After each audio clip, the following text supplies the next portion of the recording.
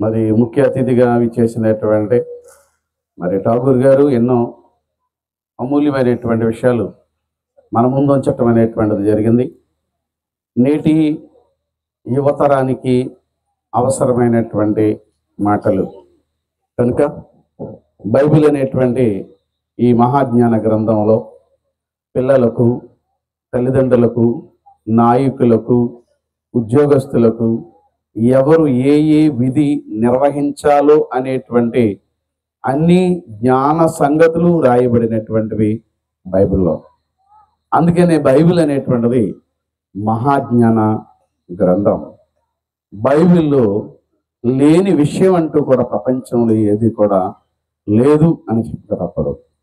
కాకపోతే మరి ఈరోజు ఈ కార్యక్రమాన్ని నడిపిస్తున్నటువంటి మా ప్రియులు దానియేల్ రాజు గారికి, వేదికను అలంకరించినటువంటి కళాశాల ప్రిన్సిపాల్ గారు సోనరాజు గారికి, వైస్ ప్రిన్సిపాల్ రాము గారికి, అలాగే వేదిక మీద ఉన్నటువంటి పిల్లలందరికీ కూడా నా ప్రత్యేకమైనటువంటి వందనాలు తెలియజేసుకుంటున్నాను.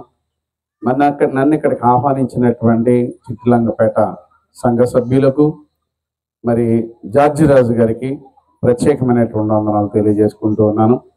ఈరోజు 2025 మరి జనవరి 1 రోజున మనమంతా కూడా ఈ విధంగా కూడుకొని ఉన్నాం. గత 2024వ సంవత్సరం అంతా కూడా దేవుడు మనల్ని కాపాడాడు. ఎన్నో విపత్తుకరమైనటువంటి పరిస్థితులు, ఎన్నో భయంకరమైనటువంటి మరి పరిస్థితుల నుంచి దేవుడు మనల్ని లేవనెత్తాడు. ఎంతోమంది మన ప్రియులైనటువంటి వారు, మనకిష్టమైనటువంటి వారుని ఈ 2024లో మనం కొంతమందిని పోగొట్టుకున్నటువంటి విషయం కూడా మనకు తెలుసు. అయితే ఈరోజు మనం ఏ విధంగా ఉన్నాము అంటే దానికి కారణం ఏంటంటే దేవుడు మనకు ఆయుష్నిచ్చాడు. దేవుడు ఆయుష్నిచ్చాడు అంటే దాని అర్థం ఏంటంటే దేవుని కార్యక్రమాలలో మనం నిమగ్నమై ఉండాలని. లేకపోతే గత 2024వ సంవత్సరంలో మనం చేయలేనటువంటి కార్యక్రమాలను ఈ సంవత్సరం చేయాలని. గత 2024వ సంవత్సరంలో మన జీవితంలో మార్పు లేని జీవితాన్ని ఈరోజు మనం తెలుసుకుని మార్పు చెందాలని ఇచ్చాడనేటువంటి దాన్ని మనం మర్చిపోకూడదు. అందుకే ఈరోజు చాలామంది సంఘాలలో 31 రాత్రి కానీ జనవరి 1 రోజున కానీ మరి వాగ్దానాలు అనేటువంటి ఇవ్వడం మనం చూస్తుంటాం. వాగ్దానము అనేటువంటి దాంట్లో బైబిల్లో వ్రాయబడినటువంటి కొన్ని ఆశీర్వాదపు వచనాలు మీ అందరి దగ్గర, చాలామంది దగ్గర వాగ్దానాలు ఉండే ఉంటాయి. అది నాకు తెలుసు. బైబిల్లో చాలామంది పెట్టుకుంటారు. అంటే ఆ వాక్యాలు అనేటువంటి వాటి అన్నిటిలోనూ కూడా ఏముంటాయంటే ఆశీర్వాదానికి సంబంధించినటువంటివే ఉంటాయి తప్ప పనికి సంబంధించినటువంటి దాని గురించి కానీ, మార్పు చెందవలసినటువంటి వాటి గురించి కానీ అక్కడ కూడా ఉండవు. మన సంఘాలు చిన్న చిన్న సంఘాలు కాబట్టి ఏవో కొన్ని రకాలైనటువంటి వాటిని మరి రాసి ఇవ్వటం జరుగుతుంది. అలా కాకుండా కొన్ని సంఘాలు లక్షల సంఖ్యలో ఉన్నటువంటి సంఘాలు ఉన్నాయనుకోండి, మరి వాళ్ళందరికీ కూడా వాగ్దానాలు అనేటువంటి ఇవ్వాలంటే అది పెద్ద ప్రాసెస్. ఈ ప్రాసెస్లో వాళ్ళు ఏం చేస్తారంటే స్త్రీలందరినీ కూడా ఒకవైపు, పురుషులందరినీ కూడా ఒకవైపు, యవనస్తులందరినీ కూడా ఒకవైపు, పిల్లలందరినీ కూడా ఒకవైపు గ్రూపుల కింద డివైడ్ చేసి వాళ్ళకి ఏం చేస్తుంటారంటే మీరు వాగ్దానం తీసుకోండి అంటాం. ఆ వాగ్దానం వాడు పట్టుకుని వస్తే నీకు ఈ సంవత్సరం అంతా ఇదే జరుగుతుంది అని చెప్పేసి ఏం చేస్తారంటే దైవజనుడు ఏం చేస్తాడు, వారి కోసం ప్రార్థించటం, వారి దగ్గర కానుక తీసుకోవటం, పంపించటం ఇలా జరుగుతుంది. అయితే ఒకరోజు మరి ఎక్కువ మంది ఉన్నారు కనుక ఆడవాళ్ళని మగవాళ్ళకి ఆడవాళ్ళకి వచ్చినటువంటి దాంట్లో ఒక వాగ్దానాన్ని మర్చిపోయి ఒక ఆయనకు ఒక వాగ్దానం వచ్చిందట. పక్కకి వెళ్ళి కూర్చుని ఏం చేస్తున్నాడంటే ఏడుస్తున్నాడు, భయంకరంగా ఏడుస్తున్నాడు. ఆ దైవజనుడు పిలిచాడు. ఏమిట్రా ఎందుకు ఏడుస్తున్నావు అంటే, ఏమొచ్చింది నీ వాగ్దానంలో? ఏం చూపించమంటానండి అయ్యగారు, చూపించలేనటువంటి పరిస్థితిలో ఉన్నా. ఏంట్రా నీ బాధ ఏంటంటే మీదిటికి నువ్వు గర్భవతివై కుమారుని కనుదువు అని వచ్చిందట. ఏమందండి? మీదిటికి నువ్వు గర్భవతి అయి కుమారుని కందు. ఇదేంటండి అయ్యగారు నాకు ఇలా వచ్చింది, అయితే ఇప్పుడు కుమారునికి అంటానంటారా? ఏంటి పరిస్థితి అంటే బాధపడిపోతున్నాడు, భయపడిపోతున్నాడు. అప్పుడు చెప్పాడు, బాబు ఈ వాగ్దానం ఏదో ఇస్తాను తప్ప ఏం కాదు. ఇంకా చెప్పండి ఇప్పుడు. అర్థమైందండి. మనమేం నమ్ముతాం? అబద్ధాలు అయితే నమ్ముతాం, కానీ నిజం చెప్తే మాత్రం మనం ఎప్పుడు కూడా నమ్మం. ఎప్పుడు వరకు? మన వరకు వచ్చేటంత వరకు. కాబట్టి దేవుడు 66 పుస్తకాలుగా మనకి ఇచ్చినటువంటి ప్రతి మాట కూడా వాగ్దానమే అందండి. బైబిల్ గ్రంథంలో ఆదికాండం నుంచి ప్రకటన గ్రంథం వరకు వ్రాయబడిన ప్రతి వాక్యము, ప్రతి మాట కూడా ఏంటంటే వాగ్దానము. అది దేవుడు మనకిచ్చినటువంటి మాట, మనం నెరవేర్చవలసినటువంటి మాట అనేటువంటి విషయాన్ని మనం మర్చిపోకూడదని మీకు ఈ విషయంలో తెలియజేస్తున్నాను. కనుక మరి గత సంవత్సరం అంతా దేవుడు మనల్ని ప్రేమించాడు కనుక ఒక సంవత్సరాన్ని ఇచ్చాడు కనుక ఈ సంవత్సరంలో మనం ఏం చేయాలని దేవుడు కోరుకుంటున్నాడు, ఎందుకు మనకి ఈ సంవత్సరాన్ని ఇచ్చాడు అనేటువంటి విషయాలు మనం జాగ్రత్తగా మనం ఆలోచన చేద్దాం. మీ బైబిల్ నిప్పి చూడవలసిందిగా మనం చేస్తూ యెషయా గ్రంథము 62వ అధ్యాయం, యెషయా గ్రంథము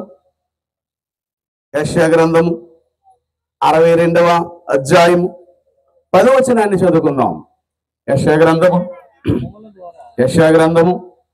62వ అధ్యాయము 10వ వచనం. గుమ్మముల ద్వారా రండి, రండి, జనమునకు త్రోవ సిద్ధపరచుడి, రాజమార్గమును సక్కపరచుడి, రాళ్లను ఏరి పారవేయుడి, జనములు చూచినట్లు ధ్వజమెత్తుడి.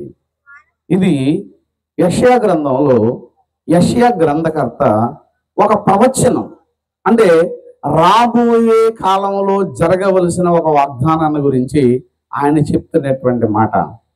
ఇది ఆ కాలంలో చెప్పబడింది, ఇది ఈ కాలంలో మనం నెరవేర్చవలసినటువంటి బాధ్యతగా మన మీద ఉన్నట్లుగా మనం చూస్తున్నాం. ఏమంటున్నాడంటే గుమ్మముల ద్వారా రండి అంటున్నాడు. అంటే మనం అంతా కూడా ఒక గుమ్మము ద్వారా ఈ లోకములో నుంచి మరొక లోకానికి ఏం చేయవలసినటువంటి వాళ్ళం ఉన్నామంటే ప్రవేశించవలసినటువంటి వారంగా ఉన్నాం. కనుక గుమ్మం అని అనగానే, ద్వారం అని అనగానే అది పరలోక మార్గానికి సంబంధించినటువంటిది అనేటువంటి విషయాన్ని మనం మర్చిపోకూడదు. అయితే గుమ్మము ద్వారా రండి, రండి, జనములకు త్రోవ సిద్ధం చేయండి అంటే మీరు రావాలి. మీరు రావటమే కాకుండా రావలసినటువంటి వారికి కూడా ఏం చేయాలంట? త్రోవ సిద్ధం చేయాలి. రావలసినటువంటి వారికి మార్గాన్ని సిద్ధం చేయాలి. ఎందుకంటే మనమంతా వెళ్ళవలసినటువంటిది దొడ్డి మార్గం కాదు. ఏ మార్గం? రాజమార్గం. రాజమార్గంలో ఎలా ప్రవేశించాలి అంటే రాజుగా ప్రవేశించాలి, టీవీగా ప్రవేశించాలి. గర్వంతో మనం వెళ్ళవలసినటువంటి ఒక రాజు చూడండి ఎలా వెళ్తాడో, ఒక టీవీగా, ఒక దర్జాగా, అదే విధమైనటువంటి పరిస్థితుల్లో మనం వెళ్ళాలి అని కోరుకుంటున్నాడు. కనుక మనం కూడుకున్నది లేక మనం చేరవలసినటువంటిది రాజమార్గంలోనికి చేరాలి. ఈ రాజమార్గం అంటే దేవుని దగ్గరకు తీసుకుని వెళ్ళే మార్గం. కనుక రాజమార్గంలోకి రావాలి, త్రోవను మనం సిద్ధం చేయాలి. ఎందుకు అంటే ఇది రాజమార్గమే, కానీ రాజమార్గంలా అది లేదు. రాజుగారు వెళ్ళేటప్పుడు ఏం చేస్తారు? తివాసి పరుస్తారు, రాజమార్తాండ అని చెప్పుకుంటూ పగల్బాలు పలుకుతూ మేళ తాళాలతో ఊరేగించుకుంటూ రాజుగారిని ఏం చేస్తారు చెప్పండి? తీసుకుని వెళ్తారు. కానీ ఇది రాజమార్గమే. కానీ ఈ రాజమార్గంలో ఏమున్నాయట? రాళ్ళు ఉన్నాయి. రాజమార్గంలో ఏమున్నాయి చెప్పండి? రాళ్ళు ఉన్నాయి. రాళ్ళు ఉంటే ఏమవదు? ప్రయాణం సాగదు. రాళ్ళుంటే ప్రయాణం సాగదు. రాళ్ళుంటే చాలా కష్టం. నిన్న మొన్నటి వరకు అంటే ఇప్పుడు కూడా ఉందనుకోండి, మనం ఈ గన్నవరం రోడ్డుని ప్రయాణం చెయ్యాలి అంటే చాలా కష్టం. బండి మీద నుంచి ఎంతో మంది పడిపోయేవారు. అమ్మంగానే గ్యాస్ కంపెనీ దగ్గర అయితే ఒక వ్యక్తి పడిపోవడం, అక్కడికక్కడే చనిపోవటం అనేటువంటిది కూడా జరిగింది. ఎందుకు ఇది అంటే రాళ్ళు, గుంతలు, గొయ్యలు ఇవన్నీ ఉన్నప్పుడు ఎలా ఉంటుందంటే సరిగ్గా ఉండదు. కనుక ఇప్పుడు రాజమార్గంలో ఏమున్నాయట? రాళ్ళు ఉన్నాయట. ఏజెన్సీ ప్రాంతానికి వెళ్ళామనుకోండి, ఏముంటాయంటే చాలా కష్టం డ్రైవ్ చేయటువంటి రాళ్ళు అవన్నీ కూడా. అంటే రాళ్ళు మీద మనం నడవాలన్నా, రాళ్ళు మీద మనం వెళ్ళాలన్నా చాలా జాగ్రత్త వహించవలసినటువంటి పరిస్థితి ఏర్పడుతుంది. అందుకని మనం దర్జాగా హ్యాపీగా వెళ్ళాలి అంటే నున్నటి రోడ్డు ఉండాలి, చక్కటి రోడ్డు ఉండాలి. అయితే ఈ రాజమార్గంలో ఏమున్నాయట? రాళ్ళు ఉన్నాయి. ఆ రాళ్ళని మీరు ఏం చేయాలంటే వేరి పారవేయుడి అంటున్నాడు. అంటే దేవుడు ఏర్పాటు చేసిన ఒక రాజమార్గం ఉంటే ఆ రాజమార్గంలో ఏమొచ్చినాయి అంటున్నాడంటే రాళ్ళు వచ్చినాయి. అంటే రాళ్ళు అంటే అర్థం ఏంటంటే సమస్యలు, ఇబ్బందులు, కష్టాలు. వాటిని ఒక దైవజనుడుగా, లేకపోతే ఒక దైవ సేవకురాలుగా, లేకపోతే ఒక సంఘ సభ్యుడుగా, లేకపోతే ఈ రాజమార్గంలోని ప్రయాణం చేయవలసిన ఒక వ్యక్తిగా నువ్వు చేయవలసినటువంటిది ఏంటంటే నీ దారిని నువ్వేం చేసుకోవాలో తెలుసా? శుభ్రపరుచుకోవాలి అని ఇక్కడ మాట్లాడుతూ ఉన్నాడంటే రాళ్లను ఏరి పారివేయుడి అని చెప్తున్నాడు. ఇక్కడ రాళ్ళు ఉంటే ఇబ్బందేనండి, చాలా ఇబ్బంది అండి. కొంతమందికి కిడ్నీలో రాళ్ళు వస్తాయండి, వాళ్ళు పడే బాధ ఉంటుందండి. అంత ఇంత కాదు. మా మధ్యలో ఉన్న సత్య మాస్టర్ గారికి రాళ్ళు వెనకాల రాళ్ళు స్క్రీన్ ఉంటే చూపిస్తున్నాను, గుట్టల కింద వచ్చేసినాయి అండి. ఎంత బాధపడేవాడు అంటే ఆయన మామూలుగా కాదండి. అసలు 2 రాళ్ళు కనుక ఉంటే గాలి బ్లాడర్లో కానీ కిడ్నీలో కానీ రాళ్ళు ఉంటే ఏమంటాడు తెలుసా? డాక్టర్ దగ్గరికి వెళితే ఇవి ఆపరేషన్ చేయాలి, తీసి బయట పెట్టాలి, లేకపోతే తన బాధ తట్టుకో. అంటే రాళ్ళు ఇంత ప్రమాదకరమా? అవునండి, రాళ్ళు ఇంత ప్రమాదకరం. ఈ రాళ్ళు అనేటువంటి వాటిని అన్నిటినీ తీస్తే తప్ప రాజమార్గం ఉండదు. మరైతే మన మధ్యనే ఉన్నాయి రాళ్ళు ఉన్నాయి. ఏ రాళ్ళు? పూర్వకాలం చూడండి, మన వాళ్ళు బియ్యం ఏరేవారు, బియ్యంలో కూడా ఏముండేవి? రాళ్ళు. అది ఏరటం, అది ఒక పెద్ద ప్రాసెస్. ఇప్పుడు అలాంటివి ఏమి లేవు. అలా తేవడం, ఇలా పోయడం. మీద రాళ్ళు అనేటువంటివి సమస్య. ఆ రాడు కనుక బియ్యంలో ఉంటే పంటికి తగిలితే మంది ఇరిగిపోయేది. చాలా బాధ, చాలా ఇబ్బంది. అనుకోకుండా అది కనుక మరి జీర్ణాశ్రయంలోకి వెళ్ళిపోతే అది పెద్ద సమస్య. కనుక రాళ్ళు అంటే సమస్యలు, రాళ్ళు అంటే ఇబ్బందులు, రాళ్ళు అంటే బాధలు. దేవుడు మనందరినీ రాజ్యమార్గంలో నుంచి ప్రయాణం చేయమంటే వచ్చినటువంటి మన మధ్యలో ఏమున్నాయంటున్నాడంటే రాళ్ళు ఉన్నాయి. ఈ రాళ్ళన్నిటినీ కూడా మీరు ఏం చేయాలంటే వేరి పారవేయండి. ఏంటి రాళ్ళు? కులం, మతం, వర్గం, ప్రాంతం, ప్రాంతీయతత్వం, రకరకాలైనటువంటి ఉన్నాయి చూడండి. ఇవన్నీ కూడా మీరు తీస్తే తప్ప మీరేం చేయలేరంటే మార్గంలో మీరు ప్రవేశింపలేరు. మీ బాగా తెలుసు కదా మార్గం. యేసుక్రీస్తు ఏమన్నాడు? నేనే మార్గం, నేనే సత్యం, నా ద్వారా రావాలి కదా. అంటే ఈ మార్గం ఆయన ఏర్పాటు చేసినప్పుడు ఈ మార్గంలో రాళ్ళు జల్లి వెళ్ళిపోయినటువంటి వాడు ఎవరో తెలుసా? దుష్టుడు.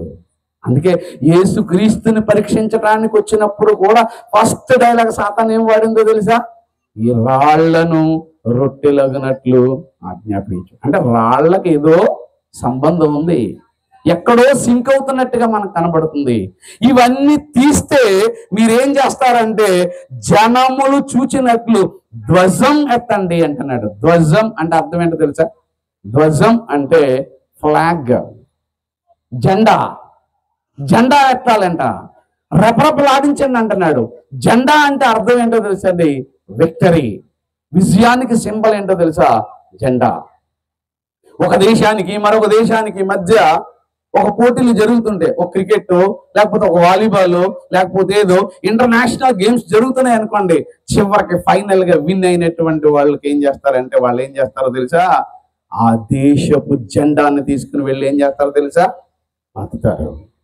ఆ దేశంలో ఉన్న వాళ్ళంతా కూడా ఆ దేశపు యొక్క జెండాను చూసి మురిసిపోతూ ఉంటారు, రెప్పలాడుతూ ఉంటుంటే. మన ఇండియాకి మరి క్రికెట్ కప్ వచ్చినప్పుడు కూడా అందరూ కూడా ఆ జెండాని, అందరూ కూడా వాళ్ళ అభిమానులైనటువంటి క్రికెట్ ప్లేయర్స్ ఎవరైతే ఉన్నారో వాళ్ళ ఫోటోలన్నీ కూడా పెట్టుకున్నారో. చాలా మంది ఇంట్ల మీద కూడా జెండాలు ఎగరేసినటువంటి సందర్భాలు కూడా మనం చూసాం. కనుక ధ్వజం ఎత్తటం అంటే జెండా ఎప్పుడు ఎత్తగలం అన్నట్లయితే ఎప్పుడైతే అదే చంద్రమండలం 3కి వెళ్ళారు అనుకోండి, చంద్రయాన్ 3కి వెళ్ళి ఏం చేశారు? అక్కడ జెండా పాతాడట. ఏ జెండా? భారతదేశం అంటే మేము ప్రపంచ దేశాలలో ఉన్నతమైనటువంటి అక్కడ ఎగిరిందని ఆ జెండా అంటున్నారు చూడండి. అంటే ధ్వజం ఎత్తాలి అంటే మనమంతా దేవుని పక్షాన మనమంతా కూడా ఏం చేయాలంటే ధ్వజం ఎత్తాలి, దేవుని జెండాను ఎగరవేయవలసినటువంటి వాళ్ళంగా ఉన్నాం. కనుక ఇలా ఎగరవేయాలి అంటే మనం ధ్వజం ఎత్తాలి అంటే ఈ రాజమార్గంలో ఏమొచ్చినాయో తెలుసండి, రాళ్ళు ప్రవేశించినాయి. ఈ రాళ్లను అన్నిటినీ కూడా మనం ఏం చేయాలో తెలుసా, వేరి పారవేయవలసిన ఆవశ్యకత కనబడుతున్నట్లుగా మనం చూస్తున్నాం. యెషయా గ్రంథం 5వ అధ్యాయము 1-2 వచనాలు. యెషయా గ్రంథం 5వ అధ్యాయము 1-2 వచనాల్లో చూడండి. నా ప్రియుని గూర్చి పాడెదను వినుడి, అతని ద్రాక్ష తోటను బట్టి నాకు ఇష్టడైన వాని గూర్చి పాడెదను వినుడి. సత్తువ భూమి గల కొండ మీద నా ప్రియునికి ఒక ద్రాక్ష తోట ఉండెను. చూసారండి, ఇక్కడ ఒక ఎగ్జాంపుల్ చెప్పుకుంటే ఏమంటున్నాడంటే నా ప్రియుని గురించి నేను పాడేదను. ప్రియుడు అంటే అర్థం ఎవరు? యేసుక్రీస్తు గురించి వాడిన సందర్భాలన్నిట్లో కూడా ప్రియుడు అంటాడండి. అలాగే పరమగీతాలన్నిటిలోనూ కూడా ఏమంటాడు అన్నట్లయితే నువ్వు నల్లని దానవైనను సౌందర్యవతివైనటువంటి దానవు, షారోను పొలంలో పూసినటువంటి పుష్పానివి, నీవేంటన్నట్లయితే నువ్వు ఒక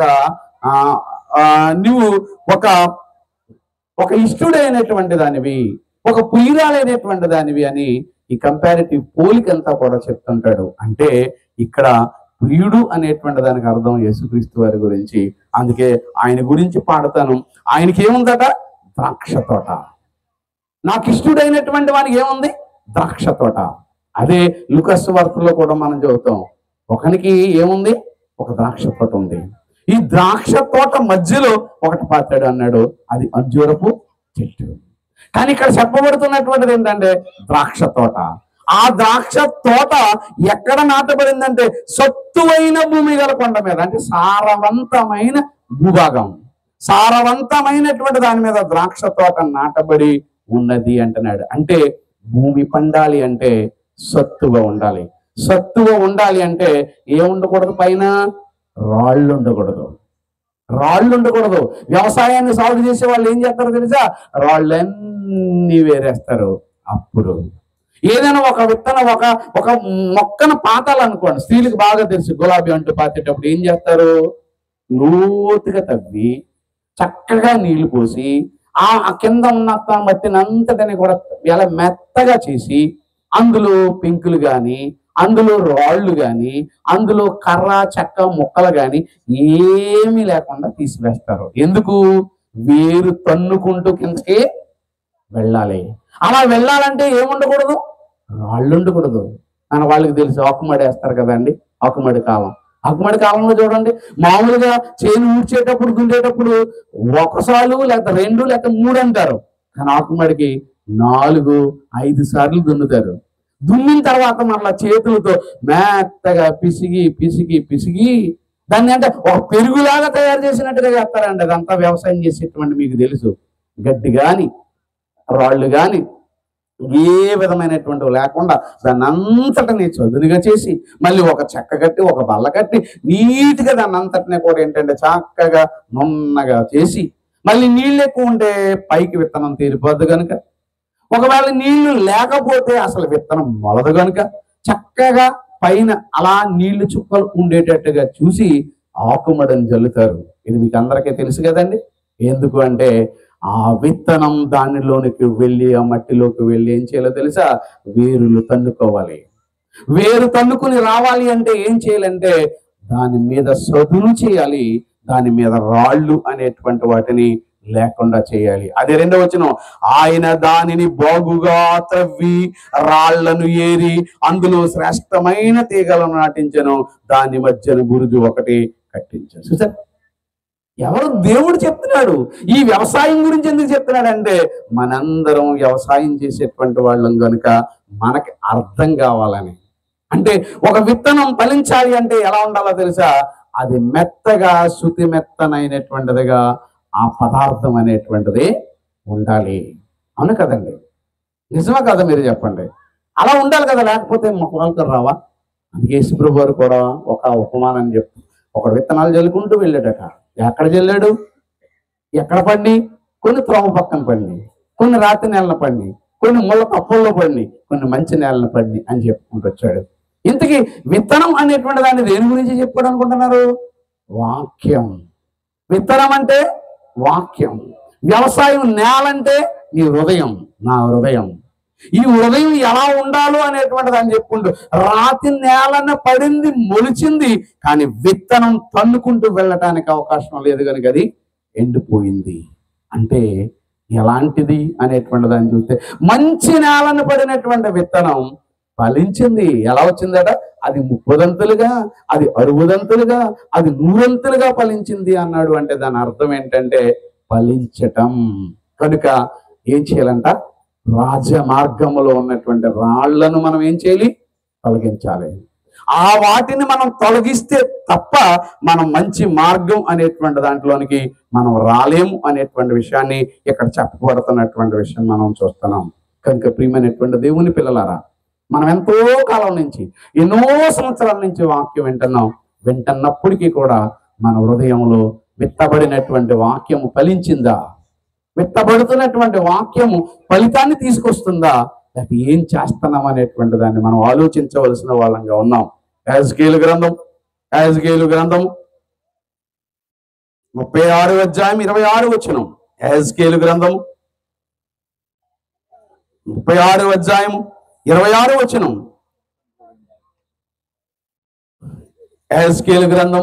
36 నూతన హృదయము మీకు ఇచ్చేదను, నూతన స్వభావమును మీకు కలుగు చేసేదను. ఏంటంటే దేవుడు ఏమంటున్నాడు?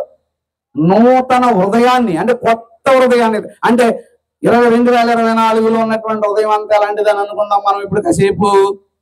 పాతది, అంతే కదా? పాతది ఏం చేయాలి? ఇప్పుడు గతించాలి. కొత్తగా వచ్చాం కాబట్టి ఎలా ఉండాలి? ఇప్పుడు కొత్తగా ఉండాలి. కనుక ఏమంటున్నాడంటే నూతన హృదయమును మీకు ఇచ్చేదను, నూతన స్వభావం మీకు కలుగ చేసేదను, రాతి గుండె మీలో నుండి తీసివేసి మాంసపు గుండెని మీకు ఇచ్చేదను. అంటే మనలో ఏముందట? రాతి గుండె.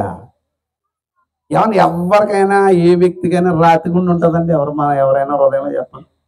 బైబిల్లో చెప్పాడు కదా. ఏమండి ఫలానా ఆయనకి రాతి గుండె ఉందని ప్రపంచంలో ఎవరినైనా చూపించండి, ఎవరికైనా ఉంటుందా? మరి ఏంటి దేవుడు ఎలాగంటున్నాడు? రాతి గుండె మీలో ఉన్నటువంటిది. రాతి గుండె అంటే రాతి మీద ఎన్ని విత్తనాలు వేసినా ఏమవుతుంది? మొక్క రాదు. అంటే మీరు ఎలాంటి వాళ్ళు? రాతి గుండె కలిగిన వాళ్ళు. అంటే మీది మాంసపు గుండె, కానీ మీ స్వభావం ఉందే, ఈ స్వభావం ఎలా మారిపోయిందంటే రాతి గుండెగా మారిపోయింది. ఎన్ని చెప్పినా, ఎన్ని మాటలు చెప్పినా ఒక్క మాట కూడా మీ హృదయంలోకి వెళ్ళనివ్వడం లేదు అంటున్నాడు. ఆలోచించండి ప్రియమైనటువంటి దేవుని పిల్లలారా. ఈ మాంసపు గుండె, ఈ మెత్తన గుండె ఎందుకు రాతి గుండెగా మారిపోయింది అనేటువంటి దాన్ని చూస్తే, హెబ్రీయులకు రాసిన పత్రికలో 13 అంటే ఏమంటాడు అనేటువంటి దాన్ని చూస్తే ఏమంటాడు అన్నట్లయితే, పాపము వలన కలుగు భ్రమ చేత మీ హృదయం ఎలాగైపోయిందట? కఠినపరచబడింది. దేనివల్ల వచ్చింది ఇది? దేవుడిచ్చింది సున్నితమైన మాంసపు గుండె, మెత్తని గుండె. కానీ పాపము వలన కలుగు భ్రమ చేత, మన హృదయాలన్నీ కూడా ఏమైపోయినాయట? కఠినం. అంటే ఇలా కూడా మారిపోతాయా? మారిపోతాయి. ఎందుకంటే దానిలోనికి విత్తనం వెళ్ళకపోతే, దానిలోనికి వాక్యం అనేటువంటి దాన్ని వేపకపోతే. అంతే. వాటర్ చూడండి, వాటర్ అంతా ఎలా ఉంటుంది? ద్రవ రూపంలో ఉంటది, లిక్విడ్ అలా అలా కరుగుతుంటది. దాన్ని తీసుకెళ్లి ఫ్రిడ్జ్ లో పెట్టిన తర్వాత 2-3 గంటల తర్వాత తీసిరండి, ఎలా మారిపోతుంది? ఎలా మారుతుంది? ఐస్. ఎలా ఉంది? గట్టిగా. నీళ్ళని చేత పట్టుకోలేవు, ఐస్ని పట్టుకుని ఇక్కడి నుంచి అక్కడ వరకు నువ్వు గట్టేయగలవు. ఎందుకంటే అది గట్టిగా అయిపోయింది. అంటే ద్రవ పదార్థంగా ఉన్నటువంటిది ఇది గట్టిగా అయిపోవడానికి కారణం ఏంటంటే దాన్ని కూల్ చేసాం, 0 టెంపరేచర్కి తీసుకొచ్చి. అలాగే ఈ మెత్తగా ఇచ్చినటువంటి దేవుడిచ్చినటువంటి హృదయాన్ని వీడు ఏం చేశాడంటే పాపం అనేటువంటి భ్రమలో ముంచేశాడు. ఈ పాపం వల్ల వాడు ఎలా మారిపోయాడంటే కఠినమైన ఒక రాయిలా మారిపోయాడు. రాతి గుండెగా తన గుండెని మార్చుకున్నటువంటి వాడుగా మనకు కనబడటం అనేటువంటి దాన్ని చూస్తాం. ఇలా రాతి గుండెగా మారిపోయిన మనిషి గురించి దేవుడు మాట్లాడేటువంటి మాట ఏమంటున్నాడో తెలుసా? ఎప్పటికైనా మీ రాతి గుండెను తొలగించుకొని శుద్ధ హృదయం మీ హృదయంలో పుట్టించుకొని మెత్తని మాంసపు గుండెగా మీరు తయారయ్యి మీ జీవితంలో మీ హృదయంలో విత్తనాన్ని మొలిపించుకున్నారా సరే, లేదా ఏ ఆహారం వల్ల మీరు బ్రతుకుతున్నారు, ఏ ఏ వేటి వలనైతే మీరంతా కూడా ఆశీర్వదింపబడుతున్నారో ఇవన్నీ మీకేమైపోతాయో తెలుసా? శత్రువులుగా మారిపోతాయి అంటున్నాడు. ఒకసారి చూద్దాం. ఒకసారి యెషయా గ్రంథము 48వ అధ్యాయం, యెషయా గ్రంథము 48వ అధ్యాయము 4వ వచనం. యెషయా గ్రంథం 48వ అధ్యాయము 4వ వచనం. దేవుని గురించి మాట వినలేనటువంటి వాడండి. వీళ్ళెవరో బయట వాళ్ళ గురించి దేవుడు రాయించట్లేదండి. సాక్షాత్తు దేవుని పిల్లలుగా పిలువబడినటువంటి ఇశ్రాయేలు గురించి దేవుడు రాస్తున్నటువంటి మాట ఏంటంటే, నీవు మూర్ఖుడు అనియు, నీ మెడ ఇనుప నరమనియు, నీ నుదురు ఎత్తడిదనియు నేను ఎరిగి ఉంటేని. ఎలాంటి వాళ్ళు అంటే వీళ్ళ స్వభావం, నీవు మూర్ఖుడు అనియు. మూర్ఖుడు అంటే వాడు పట్టుకున్న కుందేలుకి 3 కాళ్ళు. అంటే మూర్ఖుడికి ఎంత చెప్పినా ఏం చేయడు, విన్నాడు. నువ్వెన్ని చెప్పు, ఎన్ని ప్రసంగాలు చేయి, లేదా ఎన్ని మాటలు చెప్పు, ఎంత చెప్పినా కూడా ఎక్కడో ఏదో వెతకడానికి చూస్తాడే తప్ప వాడు మారడు. అందుకే వాళ్ళ గురించి అంటున్నాడు, నీవు మూర్ఖుడు, నీ మెడ లాంటిది ఇనుప నరం. ఇనుప నరం ఎలా ఉంటుంది చెప్పండి? ఈ మధ్యన మన వాళ్ళు ఇవన్నీ కట్టడానికి నరం వైర్ అని వచ్చింది చూడండి, చాలా స్ట్రాంగ్ ఉంటుంది. పురుకోస కంటే డొక్కతాడు కంటే చాలా స్ట్రాంగ్ ఉంటుంది దాన్ని, అందుకని నరం వైర్ అన్నారు. కానీ ఇక్కడ అంటున్నాడు నీ మెడనరం, వీడి మెడనరం. అంటే దేవుని గురించి మాట వినని వాడి మెడనరం ఎలాంటిదట? మెడనరం ఎలాంటిది? ఇనుపది. ఇనుపది ఏమన్నా కరుగుతుందా? ఇనపది ఏమన్నా వంగుతుందా? ఇనపది ఏమన్నా చెప్తే వింటదా? ఇలా చెప్తుంది మరలా, అంతే కదా. ఫర్ ఎగ్జాంపుల్ అప్పుడప్పుడు చెప్తుంటా చూడండి, మనం ఏదైనా పెళ్ళికో దేనికో వెళ్ళిపోయాం అనుకోండి, బండ్లన్నీ వస్తున్నాడు, పార్కింగ్ కూడా దగ్గర పెట్టాం, ఒరే బాబు కొంచెం ముందుకు రమ్మన్నాడు అనుకోండి, పార్కింగ్ నీ బండి కొంచెం ముందెట్టు, అది కారు కొంచెం ముందెట్టు అన్నాక ఏమంటాడు?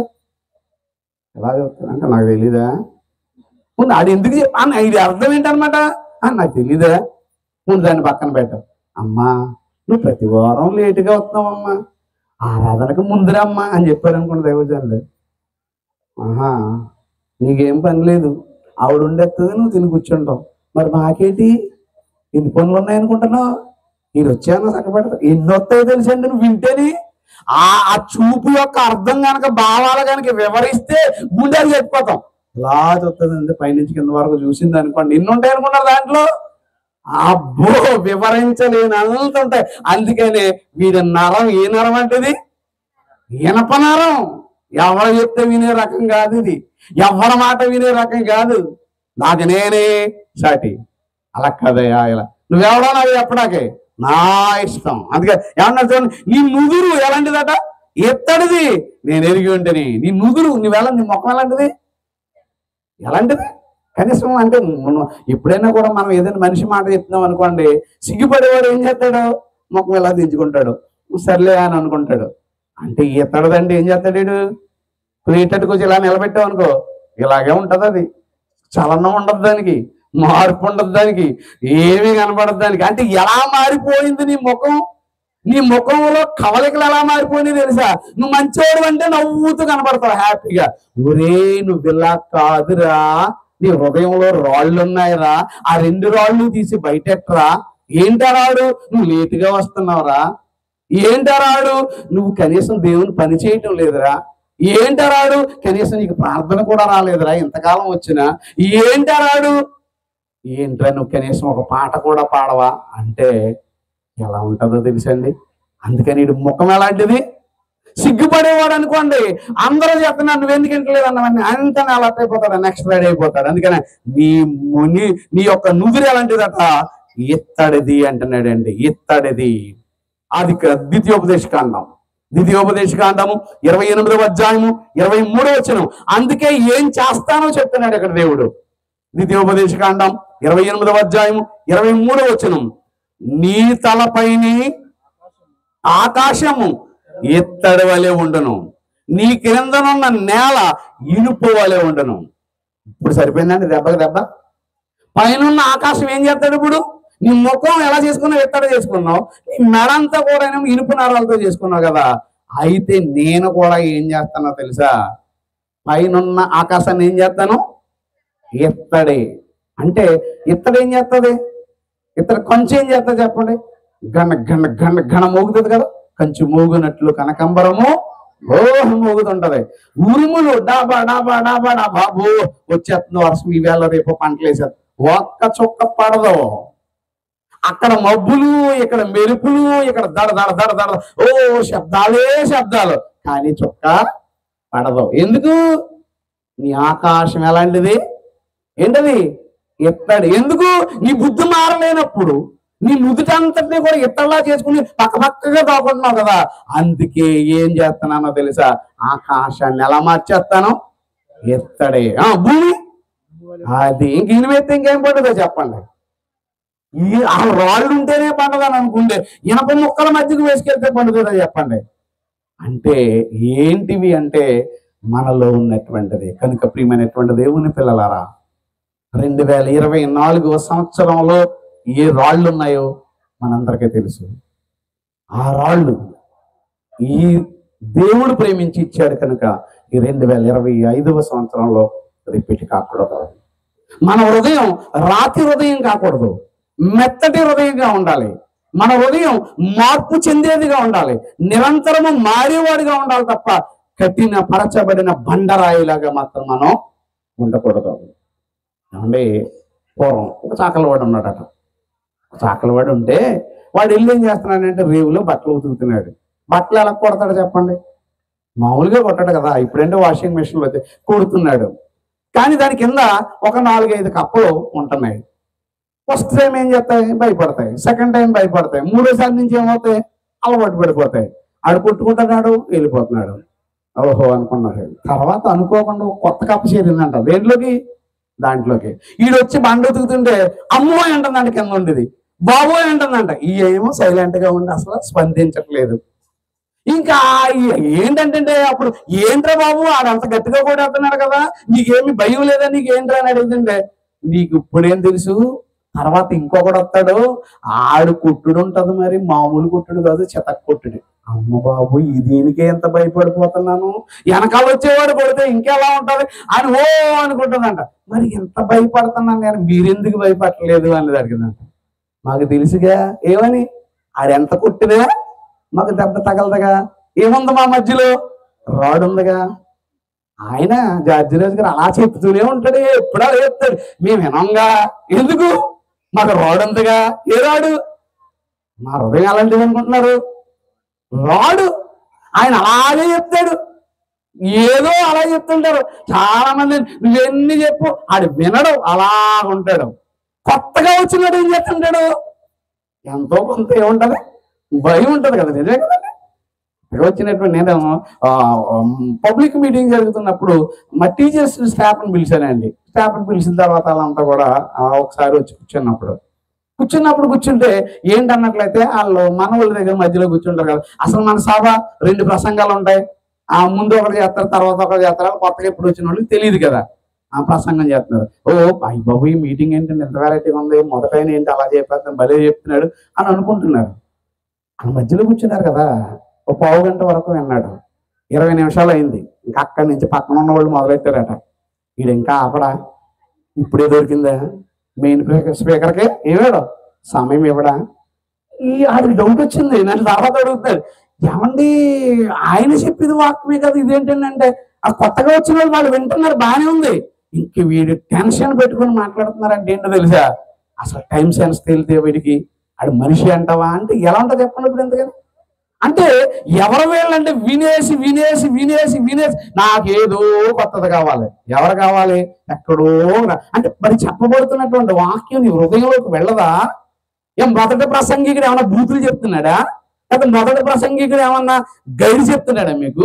లేకపోతే మొదటి ప్రసంగికుడు ఏమైనా రామాయణ భాగవతాలు మీకు ఇష్టం లేని చెప్తున్నాడా? అంటే బైబిలే కదండి. బైబిల్లో చెప్పబడుతున్నటువంటి మాటకి ఎందుకు విలువివ్వలేకపోతున్నారంటే ఆయనకు అర్థం కాలేదంటే అనుకున్నాడు. తర్వాత వచ్చేటప్పటికి ఇలా కూడా ఉంటుందండి అని, లేదండి అనేసి అన్నప్పుడు ఏంటంటే దూరం నుంచి వచ్చారు కదా అన్న అభిప్రాయం. మనం ఏం చెప్పాలి మరి వాళ్ళకి? ఇంకా మన దగ్గర చెప్పడానికి ఆన్సరు ఉండదు. కనుక ప్రియమైనటువంటి దేవుని పిల్లలారా, మన రాతి గుండెలో ఉండకూడదు. హృదయం తెరిస్తే వాక్యం ఉంటది. అది చిన్న పిల్లడి దగ్గరైనా మనం నేర్చుకోవచ్చు, పెద్ద పిల్లవాడిదైనా నేర్చుకోవచ్చు. అది చెప్పేవాడు ఆలోచించాలి, వినేవాడు ఆలోచించాలి. ఎందుకంటే ఆ ప్లేసులో నువ్వు నిలబడ్డావు అనుకోండి, అప్పుడు ఆ బాధ, కష్టం అంతా కూడా తెలుస్తుంది. అందుకే ఇక్కడ ఏమన్నాడు తెలుసా? మెత్తని హృదయం కావాలి మీకు, మీరు మార్పు చెందాలి. మీరు ఇలా మారకపోతే మీ జీవితం అనేటువంటిది ఉండదు అని చెప్తున్నాడు. అందుకే 2వ రాజుల గ్రంథము 3వ అధ్యాయము 25వ వచనం. అందుకే మనం ఎంత కాలం వింటున్నా అలా ఉండిపోయామా? వద్దు. మనకు రాత్రి హృదయం వద్దు. మనం మార్పు చెందాలి, దినదినము అభివృద్ధి చెందాలి. దినము కూడా మనం ఏం చేయాలో తెలుసా? మనం నేర్చుకోవలసినటువంటి వాళ్ళంగా ఉన్నాం. ఒకవేళ ఇలాంటి భేదాభిప్రాయాలు లేకపోతే ఇలాంటి అయిష్టతతో కూడుకున్నటువంటివి కనుక మన హృదయంలో ఈ రాళ్ళు ఉంటే వాటిని తీసేయండి. ఇప్పుడే ఈ సంవత్సరంలోనే వాటిని వేరు పారవేయండి. మీరు మంచి మెత్తన హృదయాలుగా తయారు చేసుకోండి. విత్తబడుతున్నటువంటి వాక్యం మీ హృదయంలోకి వెళ్ళి ఫలించేటట్టుగా మీరు చూసుకోండి. అప్పుడే నీ బ్రతికి నా బ్రతికి ఏముంటది?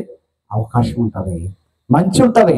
చెప్పేవాడైనా వినేవాడైనా, చెప్పేవాడు వాక్యం చెప్పడమే కాదు, చెప్పబడుతున్నటువంటి వాక్యం తనకు ఎంతవరకు వర్తిస్తుందో అనేటువంటి దాన్ని కూడా చూసుకోవాలి. వినేవాడు కేవలం వినేవాడికి చెప్పేస్తున్నాను అనుకుంటే కుదరదు. ఎందుకంటే అది 2 అంచుల ఎటువంటి ఖడ్గము కంటేనూ దూరిపోతుంది. ఎవరికి? అటు వెళ్ళిపోద్ది, ఇటు వెళ్ళిపోద్ది. అందుకే ఇక్కడ చెప్తున్నాడు చూడండి. ఇక్కడ మరియు వారు 3:25 2వ రాజుల గ్రంథము 3వ అధ్యాయం 25వ వచనం. మరియు వారు పట్టణములను పడగొట్టి సమస్తమైన మంచి భూభాగముల మీదను తల యొక్క రాయి వేసి నింపి నీళ్ల బావులన్నిటినీ పూడ్చి మంచి చెట్లన్నిటినీ నరికివేసిరి. ఎప్పుడు ఏ కాలంలో ఇది అని ఆలోచన చేస్తే, అబ్రహాం గారు ఉన్నటువంటి కాలంలో ఆయన ఏం చేశాడు? మంచి నీళ్లు బావులన్నీ తవ్వించాడట. ఈ ఫిలిస్తీన్లు వచ్చి ఏం చేశారు? మొత్తం బావులన్నీ కూడా ఏం చేశారు? పూర్తి చేశారు. ఏమెట్టి చూసారా? మంచి నీళ్ళు ఉంటే ఎవరు తాగుతారు? అందరూ తాగుతారు కదా.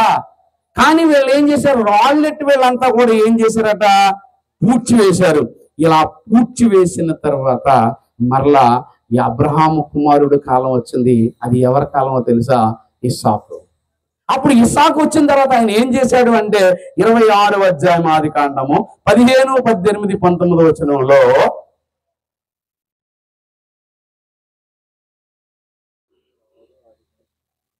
ఆదికాండం 26వ అధ్యాయము 15వ వచనం, 18వ వచనం, 19వ వచనం చదువుదాం.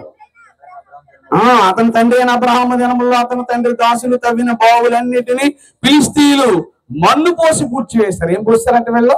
మట్టి ఇస్తారు. మరి అన్నోట్లో మట్టి కొట్టకు రాంటాం. మన్ను అంటే అర్థం ఏంటి? మట్టి. ఎందుకు అంటే మోసం వీళ్ళు చేశారట. అందుకని ఇక్కడ మనకి చెప్పబడినటువంటి పై దాంట్లో వాళ్ళ మంచి భూమి, నీళ్లు బావులన్నీ ఉండాలని వాళ్ళు అనుకుంటే వీళ్ళు ఏం చేశారట? ఆ దినములో దాన్ని అప్పుడు 18వ వచనం. అప్పుడు తన తండ్రి అయిన అబ్రహాము దినములో తవ్విన నీళ్లు బావులు ఇస్సాకు తిరిగి తవ్వించాను. అది వాళ్ళందరూ పూర్తి చేస్తే మళ్ళీ ఏం చేశాడు ఈయన? తిరిగి తవ్వించిన తర్వాత నీళ్ళు వచ్చిన తర్వాత ఏమన్నారు? ఇవి మావి మావి మావి అంతే చూసారా? అప్పుడు వరకు మాట్లాడలేదు. అప్పుడు ఈయన ఏమనాలి? ఇస్సాకు గారు ఏమనాలి? మరి పిచ్చి ఎదవలారా, అంతే కదా. ఇప్పుడు వరకునేమో మన్ను పోసి పూర్తి చేసిన ఎదవల మీరు ఇప్పుడు నీళ్ళు వచ్చేటప్పుడు మాకు కావాలని అంటున్నారా అని అనాలా? తాగండి మీరే వాడుకోండి అని వెళ్ళిపోయాడు. మరో చోటకు వెళ్ళాడు. అక్కడ కూడా ఆ నీళ్లను మళ్ళీ ఆ పూర్తి చేసినటువంటి దాన్ని మళ్ళీ తవ్వించాడు. మళ్ళీ తవ్వించి నీళ్ళు వచ్చేటప్పటికి వెళ్ళి ఏం చేస్తున్నారు తెలుసా? నాకు నీళ్ళు కావాలి మావి అంటున్నారు. అప్పుడు కూడా ఇస్సాకు గారు ఒక్క మాట కూడా మాట్లాడలేదు, తిరిగి మాట్లాడలేదు. మీరే పూడ్చి వేశారు, మీరే నాశనం చేసేశారు అని అనటం లేదు. అనకుండా ఏమంటున్నాడంటే అయితే మీరు తాగండి అంటున్నాడు. 19వ వచనం 19 అదే అధ్యాయం. మరియు ఇస్సాకు దాసులు ఆ లోయలో తవ్వగా జలలు నీళ్ల బావి దొరికాను. చూసారు? అవ్వాడు. నీళ్ళ బాగా వచ్చింది. వచ్చిన తర్వాత ఇదంతా కూడా వాళ్ళ తాగి ఆయన సంతోషంగా వెళ్ళవలసినటువంటి పరిస్థితి ఏర్పడింది. అంటే ఇస్సాకు గారికి ఈ మంచి మనసు ఎక్కడి నుంచి వచ్చింది? ఎక్కడి నుంచి వచ్చింది? తండ్రి అయినటువంటి అబ్రహాము గారిలో నుంచి. అబ్రహాము గారి యొక్క మనసు ఎలాంటిది? ఎలాంటిది? సమాధాన బంధము కలిగిన వాడు, సమాధానం అనేటువంటి దాన్ని కలిగినటువంటి వాడు. ఇది మనకి ఎక్కడ కనబడుతుంది అంటే లోతు యొక్క గొర్రెల కాపర్లకును అబ్రహాం గారి యొక్క గొర్రెల కాపర్లకు ఏమొచ్చింది? గొడవ వచ్చింది. గొడవ వచ్చినప్పుడు ఆయన ఏం చెప్తున్నాడో చూడండి. ఆదికాండం 13వ అధ్యాయము 7వ వచనం, 8వ వచనం, 9వ వచనం. ఆదికాండము 13వ అధ్యాయము 7వ వచనం, 8వ వచనం. అప్పుడు అబ్రాము పశువుల కాపర్లకును లోతు పశువుల కాపర్లకు కలహము పుట్టెను. ఆ కాలమందు కానానీయులు, పెర్జీలు ఆ దేశంలో కాపురముండిరి. కాబట్టి అబ్రాము మనము బంధువులము గనుక నీకును నా పశువుల కాపర్లకును ఏముండకూడదు? అది నా పశువుల కాపర్లకి నీ పశువుల కాపర్లకి ఏముండకూడదు? కలహం ఉండకూడదు. ఎందుకు? మనం బంధువులు. మనం బంధువులు. మన దగ్గర ఏముండకూడదు? మనం ఆ ప్లేస్లో, అబ్రహాం గారి ప్లేస్లో మనం ఉన్నానికి ఏమంటాం? ఒరే లోతు, చిన్నప్పుడు మీ నాన్న చచ్చిపోయాడు, నేనేమో తీసుకొచ్చి పెద్దోడిని చేసి ఇంత రోడ్ని చేశాను, బుద్ధి లేదా నీకు? మళ్ళీ నా మీద కొత్తవా?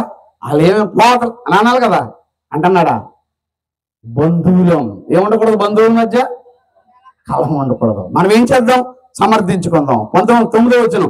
ఈ దేశమంతా ఈయన ఎదుటనున్నది కదా, దయచేసి నన్ను విడిపించి వేరుగా ఉండకము. నీవు ఎడమ తట్టునకు వెళ్ళాలనుకుంటే అక్కడికి వెళ్ళిపో. Choice is yours. ఫలానా చోటకు వెళ్ళంటలేదు. నువ్వెక్కడికి వెళ్ళాలనుకుంటావో అటు వెళ్ళిపో. మంచి మనసు అండి. మరి అలాంటి అబ్రహాము, విశ్వాసులకు తండ్రి అయిన అబ్రహాము దగ్గర నుంచి వచ్చినటువంటి మనలో ఈ బంధత్వం ఉందా? ఏదైనా వచ్చింది అనుకోండి, అంటే నీవు నేను ఒకే సంఘం, మన మధ్యలో ఏముండకూడదు బ్రదర్? గొడవలు ఉండకూడదు. నేను తప్పు చేశానా? క్షమించు. ఒకవేళ నువ్వు నన్ను తప్పుగా అనుకున్నావా? అయినా పర్వాలేదు, క్షమించు. మన ఇద్దరం ఒకే సంఘానికి, ఒకే కళాశాలకు చెందినటువంటి వాడు, లేదా ఒకే విశ్వాసానికి చెందినటువంటి వాళ్ళం. కుటుంబంలో ఉన్న వాళ్ళు అన్న తమ్ముడు కొట్టుకుంటారు, తిట్టుకుంటారు, కలిసిపోరా? అక్క చెల్లి కొట్టుకుంటారు, తిట్టుకుంటారు, కలిసిపోరా? మరి సంఘంలో ఏముంది? భేదాభిప్రాయాలు. ఏంటవి? రాళ్ళు. ఏ రాళ్ళు ఇవి? సమాధాన బంధం అనేటువంటి లేనటువంటి రాళ్ళుగా మనం చూడడం అనేటువంటిది ఇక్కడ జరుగుతుంది. కనుక ప్రియమైనటువంటి దేవుని పిల్లలారా, ఈ రాత్రి మనం తెలుసుకోవలసినటువంటి గొప్ప విషయం ఏంటన్నట్లయితే రాళ్లను వేరి పారవేయాలి. రాజ మార్గంలో మనం ఏం చేయాలంటే రాళ్లను తొలగించాలి. మనమంతా ఒకటే, మనమంతా కన్న తండ్రి పిల్లలం. కనుక మనమంతా ఎలా ఉండాలంటే సమాధానం అనేటువంటి బంధంలో ఈ సంవత్సరం అంతా కూడా మనం కొనసాగాలని మనం కోరుకోవాలి. అది దేవుడు మన దగ్గర నుంచి కోరుకుంటున్నటువంటి వాగ్దానం అనేటువంటి విషయాన్ని మనం మర్చిపోకూడదు. ఎందుకంటే నువ్వు ఈ భూమి మీద నుంచి ఏమీ తీసుకెళ్ళలేవు అనుకుంటున్నావు, ఏమీ తీసుకురాలేదు కనుక తీసుకెళ్ళలేవు అనుకుంటున్నావు. కానీ నీతో పాటు ఎవరు వస్తారో తెలుసా? పాపారావు గారు మాత్రం నీ వెనకాల వస్తారు. అవునా రాదా? ఎవరొస్తారు? ఇంకెవరు వస్తారు? పాపమ్మ కూడా ఉంటుంది. నీ పేరు పార్వతమ్మ అవ్వచ్చు, కానీ నీలో ఈ గుణం లేకపోతే, ఈ తప్పు దిద్దుకునేటువంటి మనసు లేకపోతే, నీ పేరు ఎంత గొప్పదైనా నువ్వెవరో పాపరావే, అంతే కదా. పాపాలకు రావాడు, వాడి పేరేంటి? పాపరావు. అంటే నీ ముందేముంటాయి, నీ వెన్న ముందేమొస్తా చెప్పండి? పాపం. ఒకవేళ నువ్వెంత మంచి దానివిగా ఉన్నా నీ గుణం మార్చుకుని దేవుని వాక్యం నీలోకి వెళ్ళకపోతే నువ్వు పాపమ్మవే అంటున్నాడు. అందుకని పాపం మనకంటకూడదు అంటే, అందుకని ఏమన్నాడండి అక్కడ అన్నట్లయితే, నూతన హృదయము మీలో నేను పుట్టిస్తాను. అదే అందుకేనండి వాక్యం అండి. ఈ వాక్యం దేవుడు ఎందుకు చెప్పిస్తున్నాడంటే, ఈ వాక్యం విని మనం నూతన హృదయంతో, నూతన ఉద్దేశంతో మనం బలపడి గత సంవత్సరంలో ఉన్నట్టుగా కాకుండా, గత సంవత్సరంలో ఉన్న దానికంటే వైభవంగా మనం అంతా చేసుకుంటూ, మనమంతా అక్క చెల్లెల్లాగా, అన్న తమ్ముల్లాగా, తల్లి తండ్రుల్లాగా, ఒక కుటుంబ బంధంలా ఉండేటువంటి వాళ్ళలాగా, ఒక అబ్రహాము గారు ఎలాగైతే మంచి మనసు కలిగినటువంటి వాడుగా ఉన్నాడో, భక్తులైనటువంటి వాళ్ళంతా కూడా ఎలా అయితే ఉన్నారో, ఒక యేసుక్రీస్తు వాడు కూడా ఎలాంటి సంబంధం అనేటువంటి దాన్ని కలిగి ఉన్నాడో మనమంతా కూడా. ఎందుకంటే మన వాక్యం అనేటువంటి దాన్ని మనం విత్తుతుంటే అంటే అబ్రహాము గారు నూతులు తవ్వించినప్పుడు వాళ్ళ రాళ్ళు పోసి ఎలాగైతే పూర్తి చేశారో, వాక్యం అనేటువంటిది ఈ రోజు సంఘంలో బోధకుడు విత్తుతుంటే దుష్టుడు వచ్చి ఏం జల్లుకుంటూ వెళ్ళిపోతాడు తెలుసండి? వాడు రాళ్ళు జల్లుకుంటూ వెళ్ళిపోతాడు. అందుకే వ్యవసాయం గురించి చెప్పాడు, నువ్వు విత్తనాలు చల్లితే వాడు గురుగులు జల్లుకుంటూ వెళ్ళిపోయాడట. ఏది ముందు వచ్చేసింది చెప్పండి? గురుగులు వచ్చిందా ఓడి వచ్చిందా? అప్పుడప్పుడు చూడండి, కలుపుని మనం ఏది పెంచడానికి ఏ ఏర్పాట్లు చేయము, కానీ ఊడుపుని పెంచడానికి చాలా చేస్తాం. కలుపు మాత్రం భయోమంటే వచ్చేది. అలాగే మంచి లక్షణాలు మనిషిలో స్థాపించడం చాలా కష్టం, కానీ చెడ్డ లక్షణాలు గురుగులు జల్లుతాడే వాడు ఉన్నాడు. వాడు ఎవరు? దుష్టుడు. వాడు ఒప్పుకోడు. వాడు ఎప్పుడు కూడా అబ్రహాము మరి దావీదు గారి దగ్గరికి వెళ్ళేటప్పుడు దావీదు పాపం చేసినప్పుడు ఎలా అన్నాడంటే, దేవా నేను పాపిని. ఏమన్నాడు? దేవా నేను, మళ్ళా చెప్పండి, మీరంతా చెప్పండి, దేవా నేను పాపినేనా, ఇంక్లూడింగ్ మీ, మనమంతా పాపులమే, ఏ భేదం లేదు కదా. దేవా నేను పాపినా అని అనకూడదు. అన్నావా ఎవరు నువ్వు? దుష్టుడు. యేసుప్రభు వారు విందు చేస్తూ చెప్పాడు, చెప్పుకుంటూ వచ్చేటప్పుడు ఏమంటాడు, మీలో ఒకడు నన్ను అప్పగిస్తాడు అన్నాడు. వాళ్ళందరూ వచ్చి ఏమంటున్నారు తెలుసా? నేనా అదే కదా. ఎవరు అని అనుకుంటుంటే అప్పుడు అక్కడే ఉన్న పక్కన ఉన్న యువకులు తెచ్చి ఏమన్నాడు? నేనా అదే కదా, నేనా అన్నాడు. ఆయన ఏమన్నాడు? నువ్వే అన్నాడు. ఎంత డైరెక్ట్గా చెప్పాడండి. మనం అయితే అలా చెప్పగలమా? నేనా అన్నాడు, నువ్వే అన్నాడు. దావీదైతే ఏమన్నాడు? నేను పాపిని, ఆయన క్షమించమని అడిగాడు. ఈయనేమన్నాడు? తప్పు చేస్తూ కూడా నేనా అన్నాడు. ఈయన అన్నాడు అప్పటికి నువ్వే అన్నాడు. అప్పుడైనా మారాడా? నిజంగా నువ్వే అన్నప్పుడు మారుంటే ఆ వెళ్ళిపోవటం, ఊరేసుకోవటం, పేగులు పెడతాడిపోవటం, చచ్చిపోవడం, ఈ కార్యక్రమం ఏం ఉండేది కాదు. పక్కన ఉన్నా కూడా అన్ని విన్నా కూడా. అందుకనే మీలో ఒకడేమన్నాడు? సాతాను అంటే అర్థం ఏంటనమాట? ఇంకాడు పాపరం మారడం. అది యోధ ఇస్కరియోతు ఎంత చెప్పి ఇంకేం మారడం. అలాంటి హృదయం మనలో ఉంటే మనం ఈ సంవత్సరంలో మార్చుకుందాం. నాలో ఉండకూడదు, నీలో ఉండకూడదు, మన ఎవరిలో ఉండకూడదు ఇలాంటి లక్షణం. దేవుడు ఏమన్నాడో తెలుసా? నువ్వు ఒప్పుకుంటే ఎంతటి పాపినైనా కూడా ఆయన ఏమన్నాడు? క్షమిస్తాను. ఎంతటి పాపి అయినా సరే ఒప్పుకుంటే. ఒప్పుకోకపోతే ఏం చేయలేడు. ఒప్పుకుందాం, మన పాపాలను కడుక్కుందాం, శుద్ధీకరించుకుందాం, దేవుని దగ్గరికి చేరుకుందాం. దేవుని దగ్గరికి వెళ్ళేటంత వరకు కూడా దేవుని కార్యక్రమాలు నిమగ్నమై ఉండాలని మనసారా కోరుకుంటూ, ఓర్పుతో అయినటువంటి మీ అందరికీ నా ప్రత్యేకమైనటువంటి వందనాలు తెలియజేసుకుంటూ, ఈ అవకాశాన్ని నాకు కల్పించినటువంటి స్థానిక సంఘానికి, అలాగే స్థానిక సంఘ మరి కాపర్లు జార్జిరాజు గారికి, సోనరాజు గారికి, మరి మీ అందరికీ కూడా ప్రత్యేకమైనటువంటి వందనాలు తెలియజేసుకుంటూ సెలవు తీసుకున్నాను. Thank you very much for it.